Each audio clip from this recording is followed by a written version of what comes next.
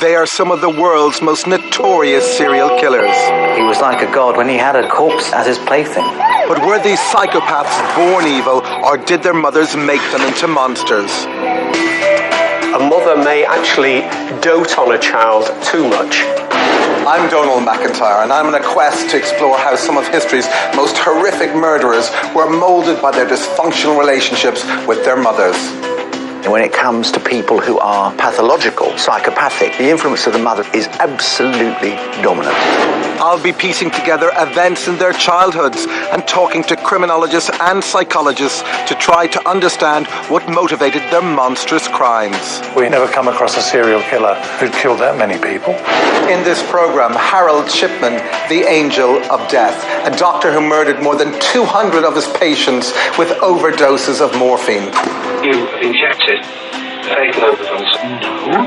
Did his mother's controlling behavior and her untimely death help turn him into one of the world's most prolific serial killers? Perhaps he was killing his mother over and over and over again. This big 3-letter word comes up. Why? Why did he do this?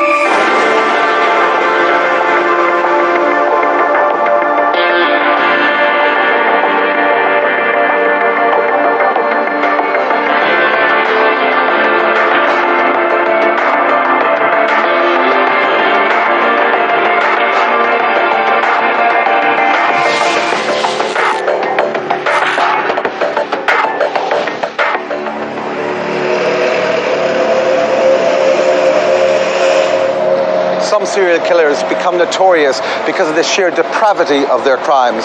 Others make the headlines because of the enormous death toll they leave behind. Dr. Harold Shipman was one of those. On the 7th of September 1998, the police arrested Shipman on the suspicion of killing 81-year-old Kathleen Grundy. He had murdered Mrs. Grundy in her own home with a lethal injection of diamorphine. The method that would become his signature. The classic Shipman death is that they're found sitting on the sofa, a cold cup of tea next to them, their sleeve rolled up, and they've died on the point of the needle of morphine. The first murder charge opened the floodgates on decades of suspicion surrounding Dr. Shipman's behaviour. A full-scale inquiry into Shipman's medical career was then launched. The police investigation would reveal a growing list of potential victims. The bodies of 8 more elderly women were excavated from their graves between September and December 1998. Shipman was charged and convicted of 15 murders, but this was just the tip of the iceberg. Officially, Shipman is believed to have carried out 215 murders, but there are 45 other suspicious deaths over a period of 23 years. Most shockingly of all, every one of his victims had voluntarily placed their lives into his hands. Everyone he killed was a patient, and he callously broke that trusted bond between patient and doctor. The fact that this man who's purporting to offer you comfort and solace, compassion, cure your ills, is actually determined to kill you is very, very unsettling. Over decades of murder, Shipman wielded the power of life and death over his patients. At each killing, he felt more and more godlike, more and more in control. Dr. Harold Shipman is the world's most prolific serial killer. But was it the relationship he had with his mother that sowed the seeds for murder?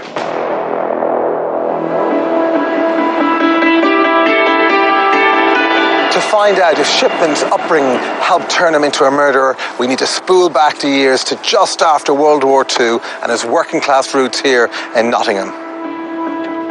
Shipman lived in what we always call Bestwood Estate, which was a new council development, a very big one, which lots and lots of people who had lived in rather poor housing in the city had then moved out into what to them would have been a nice new home, possibly even with an inside toilet and a bathroom.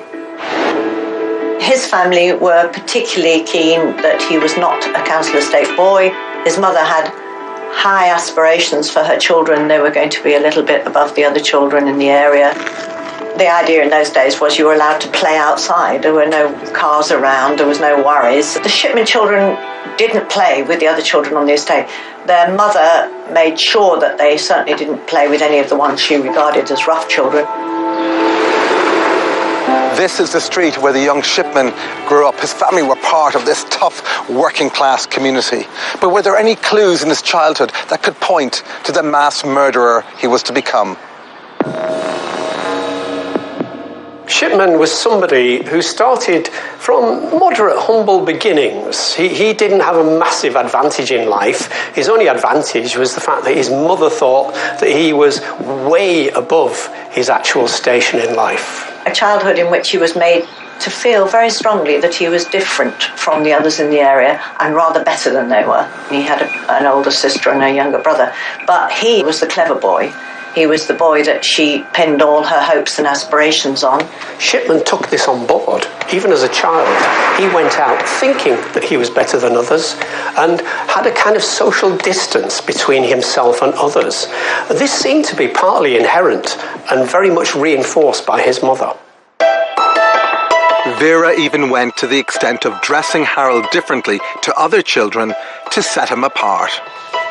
There's a picture of him with his classmates, and Harold is the only one wearing a bow tie because Vera liked to present him very smartly. And neighbours commented about how well-dressed, well-brought-up and well-mannered they were, and that was very important to her. But what would turn this well-mannered and well-dressed boy into a monster?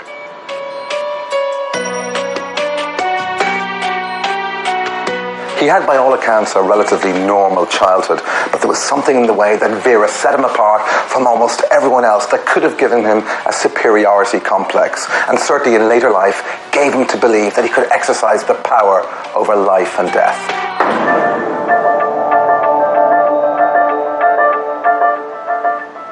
To get the essence, to understand Harold, you really have got to understand Vera.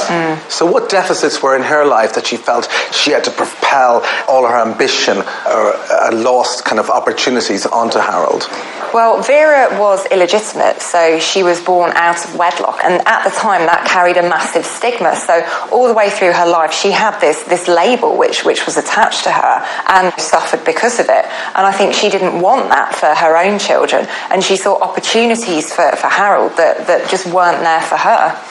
Within the working class community, it seems she labelled him, as much as she was labelled as an illegitimate, she labelled him as the chosen one very early on, even dressing him up in a working class estate as a kid with a bow tie. I mean, since anything is going to separate him and create some degree of isolation. And I think it's at a time before he even realises those differences between him and his peers. So often when children become conscious of this type of thing, it's much later on. But for him, this was something that was marked very, very early on.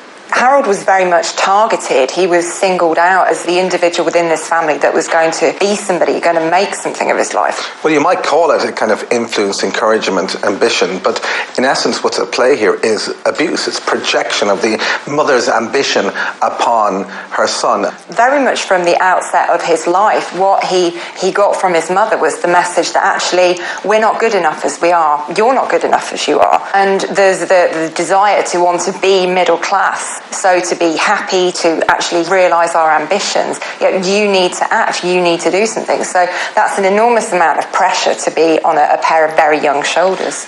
And this is the beginning of a kind of God complex, a sense that he is better and he can exert control, but it wasn't sufficient to turn him into a serial killer. All of us do experience this. Our parents want us to do well. They want us to do better than they did, and they try and create opportunities for us. But Vera took this to a whole new level. So there's immense pressure there, but I don't think that is sufficient to explain what he would later go on to become. Coming up, tragedy in the family. Did his mother's death set the template for almost all of his murders? Perhaps he was killing his mother over and over and over again throughout his life.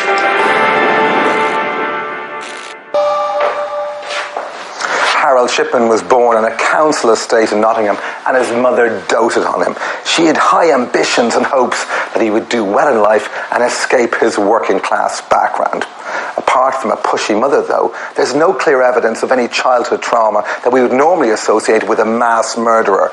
So what turned Harold Shipman into one of the world's most prolific serial killers?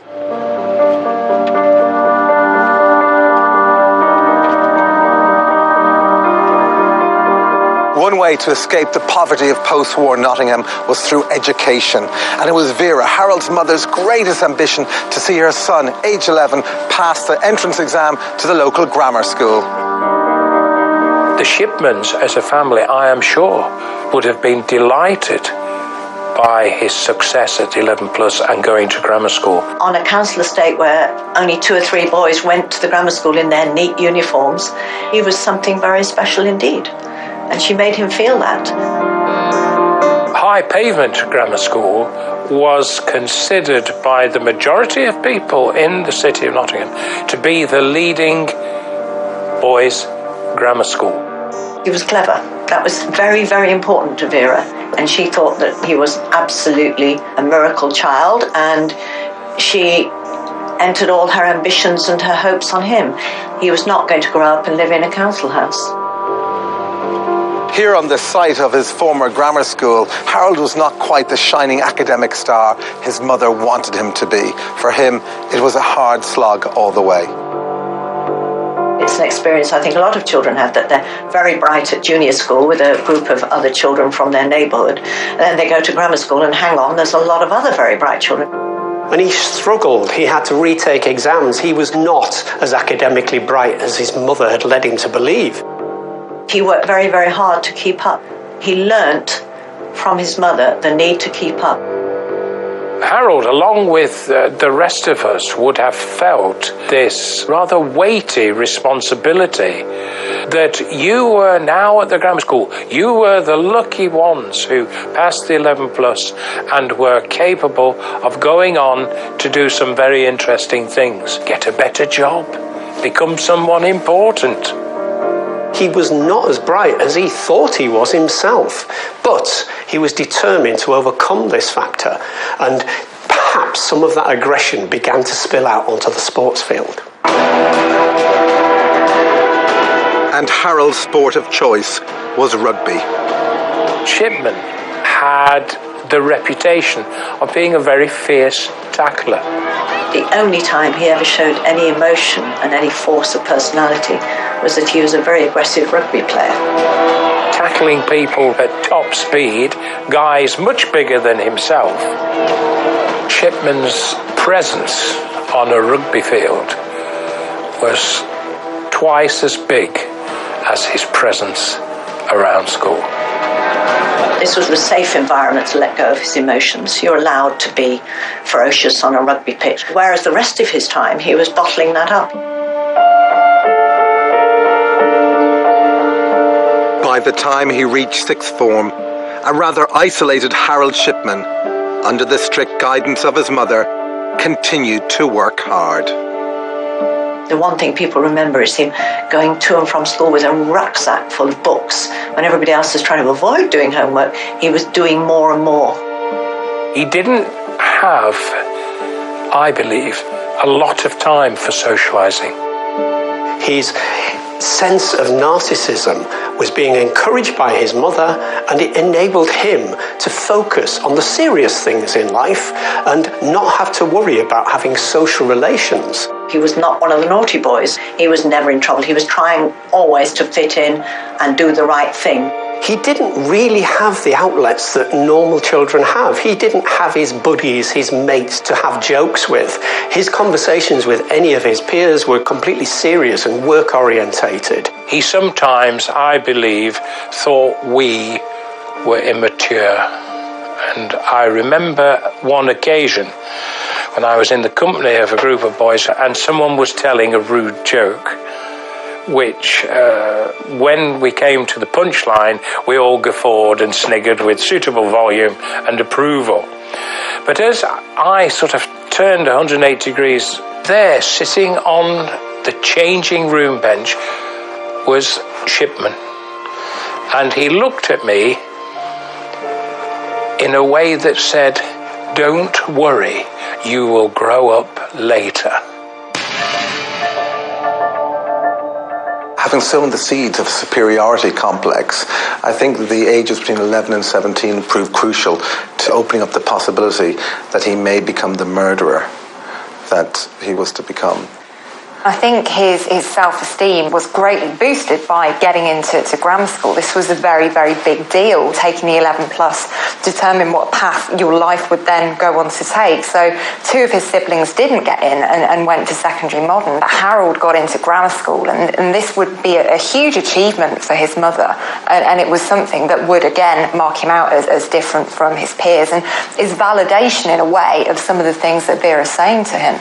He was struggling. He wasn't quite the super student mother wanted him to be. So internally he felt a slight inferiority complex, and at the same time he had this growing sense of grandiosity, superiority, and they're quite 2 unusual, conflicting narratives. And I think Harold had to work very, very hard whilst he was at grammar school to make sure that he maintained the same standards that his peers were maintaining. And I think that served to isolate him from them a little bit further as well, because whilst they were out getting involved in typical teenage behaviour, Harold was at home slaving away over his books. So he's isolated again from his peers at grammar school, and also even further isolated from those working class roots where he started.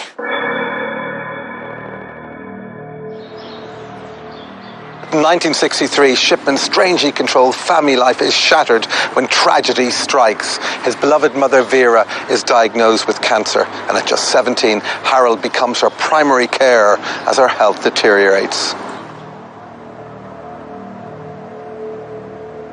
As she was dying of lung cancer, he was the one that came home from school every day to brighten her day, which had been spent just in great pain. The doctor was very attentive and came every day and injected her with morphine, which was the one relief she had. But nonetheless, it was a very slow, painful decline. Harold was the model of a devoted son, but there was something he witnessed here at home during his mother's painful illness that was to leave a lasting and possibly deadly impression. He would watch repeatedly as the doctor would give her morphine and look at the relief on her face as the morphine was administered. She would be in considerable pain, and then the doctor would come, the injection would be given, and relief would visibly flow through her body as the morphine hit. He would have seen these people, the nurse that attended and the doctor, as being people who could do good things. Was what young Shipman witnessed on a day-to-day basis the inspiration for his clinical approach to murder? This is where morphine enters his life and becomes a thread that runs right through his life. And also the idea that he might want to be a doctor enters his life, because the most important thing was the daily visit from the doctor who injected her with morphine. On the 21st of June, 1963, Harold Shipman witnessed firsthand the doctor administer Vera's last dose of morphine before she finally passed away. We were not directly aware of how poorly Harold Shipman's mother had been. You have to remember that cancer was not a word that was bandied around or talked about. You didn't tell the neighbours. It was almost like something shameful. It came as an enormous shock when he told a fellow pupil, Michael Heath, on a Monday morning on their walking to school together, that his mother had died. Michael was terribly embarrassed because he didn't know how to respond, and simply spluttered something along the lines of, "Oh dear, I'm sorry to hear about that." And then that was sort of tucked away and not raised again. Apart from the fact that he wore a black armband on the day of the funeral over his school blazer, there was no mention of it at all. Any feelings he had, and I think they were profound, but they were completely bottled up. I don't think I can remember anyone saying to Shipman anything about the passing of his mum.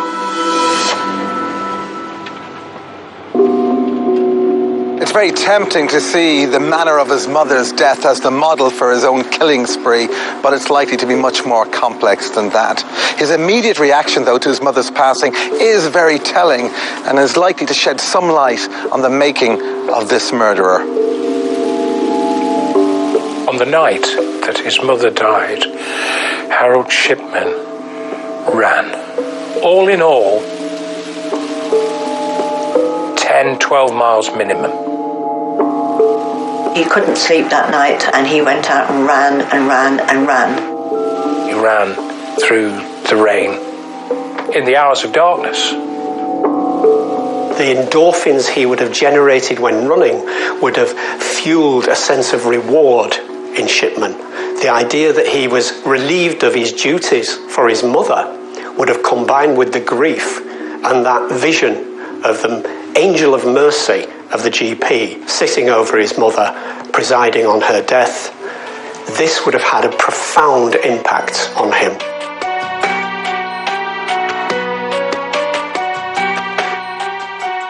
His mother's death and his reaction to it is absolutely critical to the development of his young mind.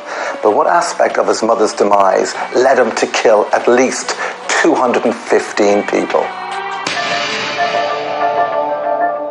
He's coming across death and he's exposed to death in a very graphic way very early on in his life. So he sees his mother declining, but more importantly for me, he sees the doctor, this all-powerful figure, coming into the home, relieving his mother's suffering, and he's also becoming aware of the effects of that drug morphine that's to become such an important part of what's later to come.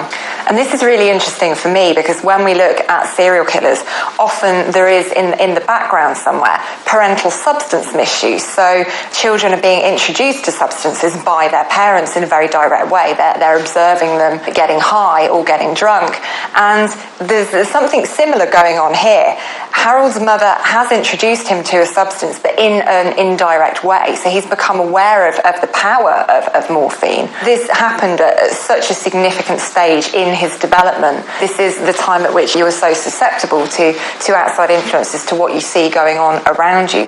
So with his mother's death, with her treatment with morphine and seeing morphine as a relief and painkiller, I mean, to my mind, this is the key pivotal moment where he sees the power of one drug over someone's life and existence, and perhaps sees some relief that his mother has passed away. I think if you look at his immediate reaction to his mother's death, it was quite odd. He was internalising that trauma. It wasn't acceptable to talk about your feelings as a man at this time. And I think when we look at how people cope with trauma in the long term, it's suppressing those feelings and self-medicating in the way that he did in the immediate aftermath. That wasn't sufficient to deal with that trauma, and it comes out later on. The images around his mother, her death, morphine, the role of the doctor, were never to escape him. This figure came into the house, this GP, this all-powerful person who was able to take away his mother's pain. But also, we've got to think about the position of doctors in society. Doctors are highly respected, and the doctor coming to visit was a very big deal for people in these communities. So I think it wasn't just what the doctor was doing when he was there, but what that doctor represented, this middle-class role model, somebody who he might go on to aspire to become. Coming up, drug addiction and Shipman's killing spree begins. He was very cold about the fact she passed away right there in front of him and just said, "This lady's gone." Dr. Harold Shipman is Britain's most notorious serial killer, with a tally of at least 215 victims over what's believed to be a 23-year period. Some claim that the impetus for his killing spree came from the extreme trauma of him losing his mother to cancer at the age of just 17. She made it plain that she totally adored him, and she died before he ever could challenge that view. Most of us reach a point where we suddenly think, perhaps our parents do have feet of clay and they're not always right and they're not always perfect. But she removed herself from that equation by dying. With Vera gone, the young Shipman would now have to make his own decisions. He hatches a plan to become a doctor. During that period, of his mother's illness. I think he saw the doctor come and alleviate his mother's pain. He saw how much his mother thought of him. He saw how much society thought of doctors, and that appealed to Shipman. It was a case of seeing, feeling the power of the GP. He wanted that kind of control. He wanted that kind of godlike status of being able to administer life and death, to be able to preside, to, if you like, think of himself in a very grandiose and narcissistic light, to be the angel of mercy. In order to be accepted into medical school, Shipman would need to ace his A-levels. Getting into medical school is very difficult. The demands are high, and the first time he took his A-levels he didn't get good enough grades, but that would have put a lot of people off. They'd have gone and done a different course at university, but he was determined, very determined. After a lot of hard work, Harold Shipman passed his A-levels and gained a place at Leeds Medical School. Here, the work ethic that Vera instilled into her son would give him the edge over fellow students. The very fact that he had gone through the sixth form, he had to retake his A-levels, and he had had to work very, very hard to get those grades, meant that he was in the habit of working very, very hard. So when they all had to work very hard, other people fell by the wayside. Probably brighter, cleverer people than him fell by the wayside. Harold spent his days with his head in his books, but he did find enough time to meet his future wife. A farmer's daughter, Primrose Oxtoby. Within the first year of him being in Leeds, he's met Primrose on the bus, and there is a kinship. They're both outsiders, they're both very vulnerable, and then bingo, she's pregnant, and everything has to change, and there's a very hasty, arranged marriage. Shipman knew that his mother would certainly not have approved of an illegitimate child, so a shotgun wedding was the only option. No celebration, nothing. Just let's tidy up this mess you're in. Shipman is now a father and a husband, but he retains a clear focus on his studies and in 1970 graduates from Leeds Medical School. Now qualified, he gets his first job as a junior houseman at Pontefract Hospital in West Yorkshire. Was it here that Shipman started his reign of murder? During his early years at this hospital, investigators have proven that Shipman was 30 times more likely to be with the patient alone at the time of death than any other doctor. It's not conclusive, but it's definitely suspicious. One of the nurses remembers terrible night shifts when Shipman was on duty, where the death rate seemed very high. And in one night, there were 3 deaths in one shift between 6 p.m. and midnight. What's extraordinary about Pontefract is that he, above any other doctor in that hospital, seems to be always alone with somebody as they die. Is this where it starts? He's still suffering the effects of losing his mother at a young age, and he's gone through a phase of kind of internalising that pain and that suffering. But perhaps now is the time when he externalises it, when he starts harming other people. And because he had so little control over his childhood, he's looking for opportunities now in his early adulthood to wrestle back some of that control. If the concerns surrounding Shipman at Pontefract had been acted upon, his career as a murderer could have stopped there. But no one spoke out. Shipman left Pontefract Hospital in 1973 and sought work here in the nearby Yorkshire town of Todmorden.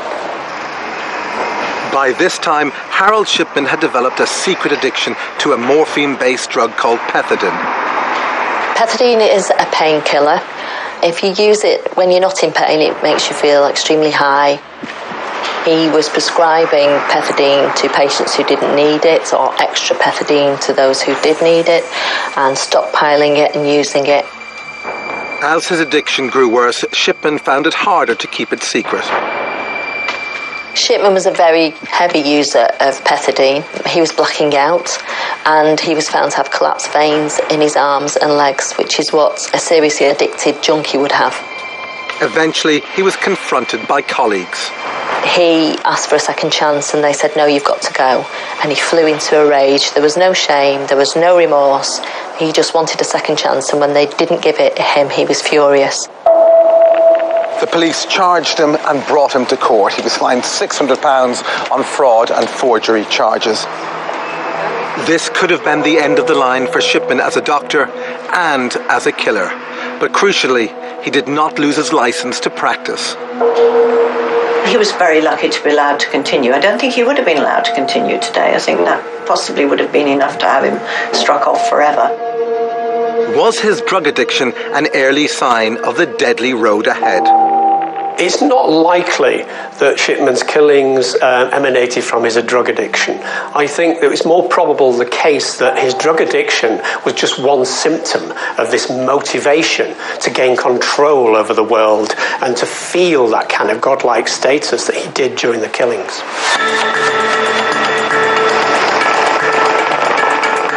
Shipman's desire for control was clearly evident in the case of 67-year-old cancer patient Ava Lyons.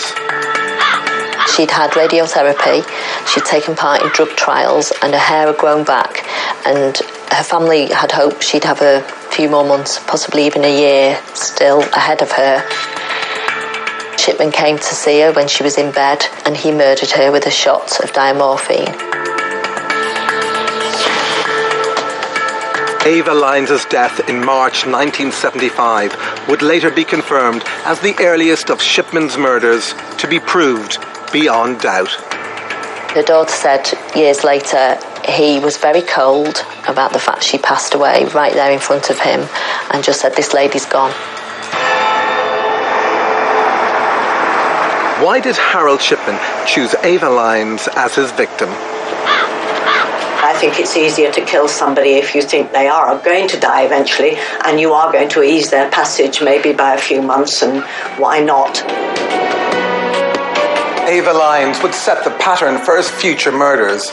He was now well on the way to becoming a serial killer. With his addiction to pethidine, was it possible that he'd become addicted to murder?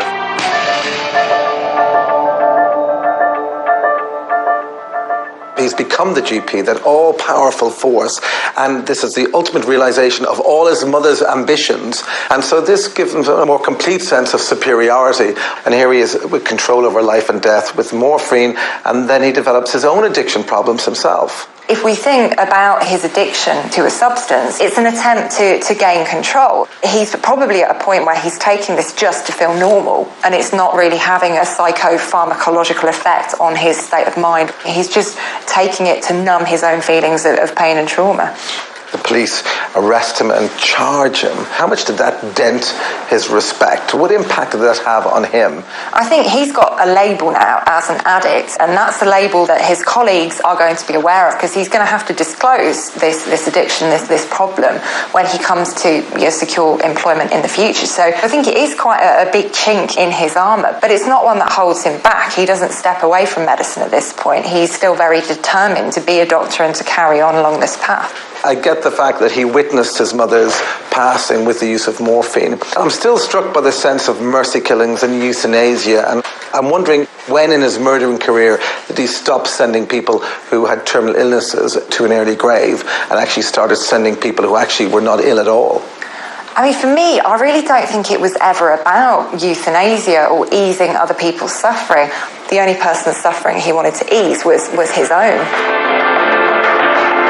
Coming up, Shipman perfects his method of murder on the way to becoming one of the world's most prolific serial killers.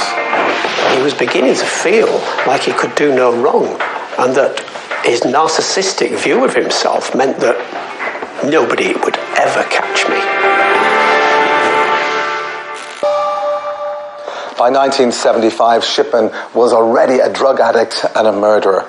He was also a qualified practicing doctor. It would be almost 25 years before he'd be caught, but in that time, over 200 people would die as a result of his murderous medical ministrations. But how did he get away with it for so long? And why did he kill so many people? In 1979, Shipman moved to Hyde in the Greater Manchester area to join the Donnybrook Medical Centre as a GP.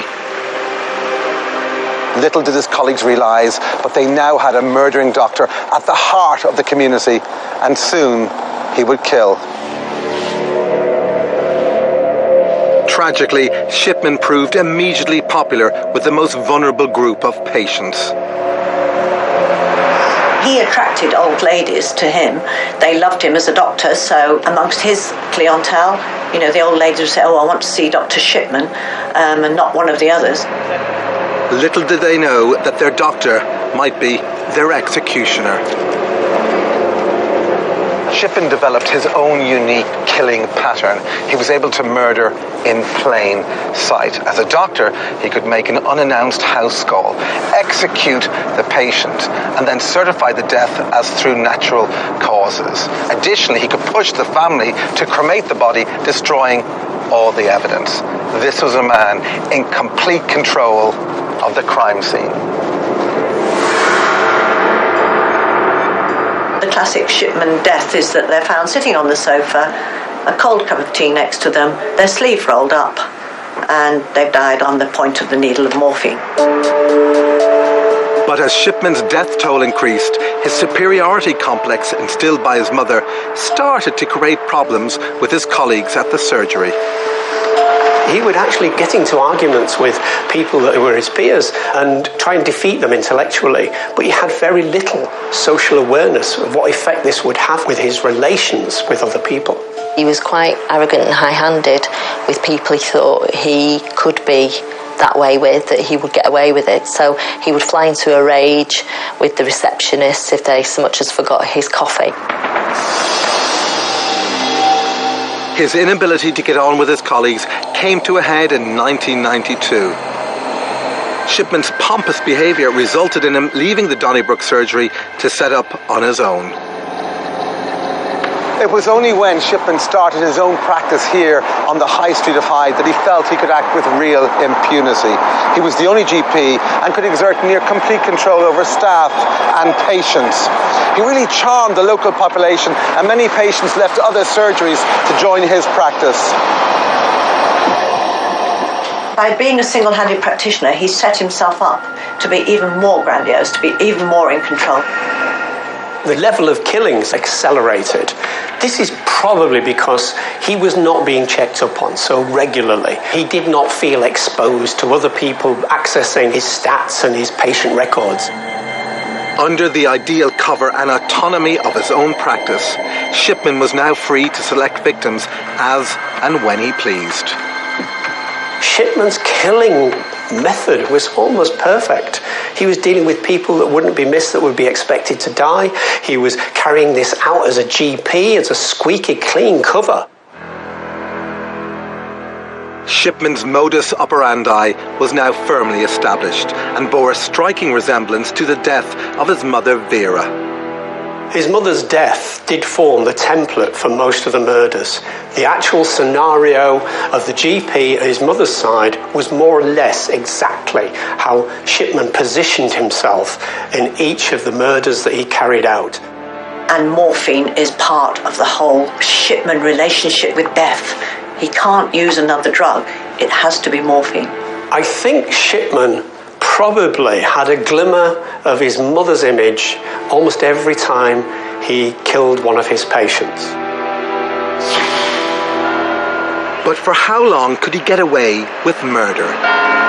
As Shipman's confidence grew, and he became somewhat addicted to this process, at each killing he felt more and more godlike, more and more in control. He began to feel that he was more and more important. The recognition that he hadn't received for his standing in the community, he was feeling in these scenarios, and he would get more and more ambitious. It became somewhat irrelevant as to whether that person was close to death or not. They said, oh, he's a good doctor, but you don't last. Lots of old ladies have died with him. So there were rumours swirling around the community at the time that something was amiss. When Shipman accelerated his killing, he was kind of exposing himself to a risk. The risk was that statistics would catch him out, that somebody would notice too many people had died on his patch. He was becoming more and more reckless. And it was Shipman's audacity that would lead to his arrest. On the 24th of June 1998, he would make a house visit to his final victim. What's curious about Shipman's last murder was that it broke with his established pattern. The victim, 81-year-old Kathleen Grundy, was fit and wealthy and dropped dead after he'd made a house call to give her a blood test.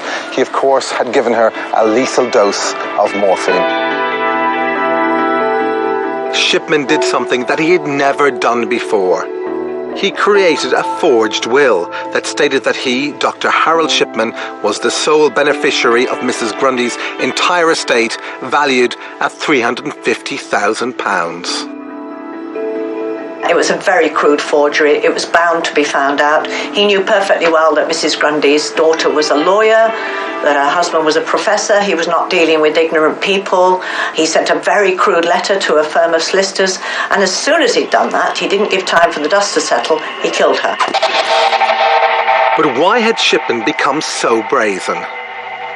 It could be said of many serial killers that they actually become very reckless because they kind of want to be caught. They're carrying out this brilliant plan that they have, and nobody's recognising it. So in a way, they kind of half want that recognition and want to be caught. If you are the greatest serial killer in the world, what's the point of people not knowing that? Finally, Mrs. Grundy's daughter's suspicions resulted in the exhumation of her body on the 1st of August 1998. Tests revealed the cause of death as a massive overdose of morphine. If you wanted to kill and avoid suspicion, you would not use morphine. Morphine has been found in the body of mummies 1,000 years old. It doesn't disappear. I suggest to you that you have injected Mrs. Grundy with a fatal overdose of morphine before she fell to death. No. On the 7th of September, Dr. Harold Shipman was charged with Kathleen Grundy's murder. Suspicions were voiced across the community, spanning the decades. How long had Harold Shipman been a killer? There is a taxi driver in Hyde who blames himself that he didn't raise the alarm because he was saying to his wife, another Shipman killing, and she would write it down. And as soon as the can of worms opened, he went to see the policeman and he said, oh, I can tell you all these names. With accusations flooding in, the authorities started to exhume bodies. The police spent months excavating plots in graveyards in the area, and gradually the scale of his crimes became clear. On the 31st of January 2000, Harold Shipman was convicted at Preston Crown Court on 15 counts of murder. The inquiry that followed concluded that Shipman was responsible for killing 215 of his former patients. It's suspected that he may have killed many more. As one of the doctors who was in practice with him said, I didn't like him, I found him obnoxious, I found him a very difficult person to get on with, but did I think he was killing people? No, I did not. As much as any other serial killer murder we've studied, in this case, the mother definitely made the murderer. I think, yeah, this is very much a case of nurture that's going on here. Out of a real concern for her son not to experience the kind of exclusion that she has. She's gone way too far the other way and made him, the extreme end of the spectrum. He is one of the most enigmatic serial killers the world has ever seen. He's methodical, he's dispassionate, he's cold, he's never spoken about his crimes. Right across his career, there are red flags. He's strange, his behaviour is odd, it's different. He's just so unlike any other serial killer. People have a lot of trouble making sense of Harold Shipman, particularly criminologists, because he is so unusual. So often when we look at serial killers, they've come from very violent, very physically abusive families, but that doesn't seem to have been the case with Harold Shipman. What was going on here in this family between Harold and his mum was psychological violence, essentially. So he was living in his own mother's social construct in his own head. So from a very early stage, he was isolated, and that was preserved right the way. There was a kind of lack of checks and balances on his behaviour throughout his life because of this kind of social isolation that was going on. But he's very interesting because he manages to kind of maintain just enough social engagement with people to pass for normal. Underlying all of it is this need for power, this need for control, he had very little control over what went on in his childhood. So he searches out opportunities to control other people in his adult life, and that rapidly becomes killing other people. He's addicted to it. This is an addictive personality, and that's why we've seen the numbers we've seen. I think it's almost kind of scientific. Here's a doctor who's trained in medical school, this repetition of this same act time and time and time again. Now, he's unique. He's a doctor from a council estate, driven mother. She was illegitimate. I mean, all the ingredients that went to create Britain's most prolific serial killer. Will we ever see his like again? I sincerely hope not. I think a lot of these things came together and created a toxic mix that we're only going to see once. I wish I could be so sure. Most serial killers prey on the vulnerable. Those on the margins of society could disappear without anyone ever noticing. But Shipman's serial killing was of an altogether different caliber. As their doctor, his victims trusted him with their lives. And he betrayed that trust by taking away their very last breaths, endlessly replaying and repeating the trauma of his own mother's death when he was just 17 years of age. While serving a life sentence, Shipman hanged himself on August the 25th, 2005. He never once spoke about his crimes. Their last words were probably, "Thank you, doctor," which would have pleased him no end.